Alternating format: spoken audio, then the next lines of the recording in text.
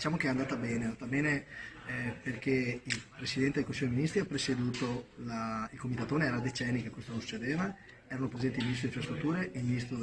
in persona, il Ministro dell'Ambiente, c'erano tutti gli staff di tutti quanti i tecnici, al mio fianco avevo il Presidente Zaia, tanti sindaci appunto della Gronda Lagunare. Credo che è stata fatta una discussione franca e molto trasparente. Ho chiesto una cabina di regia che sia di coordinamento, di informazione, informativa per i cittadini, proprio per sapere a tutti gli enti coinvolti, sono veramente tanti a Venezia, che raccontino e spieghino quello che è la situazione di oggi, al sindaco e ad altre autorità, in maniera tale che possiamo fare poi un'operazione di trasparenza per le famiglie e anche per tutto il mondo, per tutti i mass media. Dobbiamo seguire le opere. Abbiamo chiesto di finanziare la legge speciale e il Ministro si è riservato, il Governo si è riservato di capire, di fare le valutazioni adatte e fare un gruppo di lavoro specifico su questo. Hanno già erogato una serie di somme che erano ferme da diverso tempo e non erano state fatte, perché di questo ringraziamo, e sono state previste delle ulteriori cifre che ci consentono almeno di affrontare le prime difficoltà, perché noi dobbiamo in questo caso cominciare a ridare forza ai cittadini che possono ristrutturarsi le case mangiate dal salso.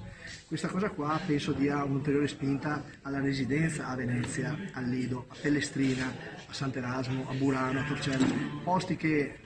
magari si vengono alla memoria qualche volta ma dove ci vivono le persone. Abbiamo parlato di tutte le situazioni che ci sono, siamo riusciti ad avere dal Ministero dell'Ambiente la promessa che vengono erogati nei prossimi giorni 70 milioni che avevamo chiesto più volte, e in più sembra che ci siano aggiunti altri 40 per i marginamenti a Porto Marghera e le bonifiche a Porto Marghera. Stiamo chiedendo altre risorse, altri 130 milioni, il Governo si è impegnato a trovarle. Insomma, direi molto bene. Adesso aspettiamo un'ulteriore buona notizia, che il Presidente del Consiglio dei Ministri si è riservato, proprio promesso di convocare il comitatore entro Natale, perché prima della fine è importante questo gesto di attenzione continua, perché trovarsi una volta ogni tanto non serve a niente, invece fare una cabina di regia che segue tutti gli enti per capire l'andamento dei lavori, in maniera tale che li pressiamo tutti che lavorino, e poi avere il governo direttamente coinvolto fa vedere che un'Italia secondo me è unita e che riesce a lavorare insieme. Quando noi lavoriamo insieme siamo imbattibili, e Venezia potrebbe essere la dimostrazione.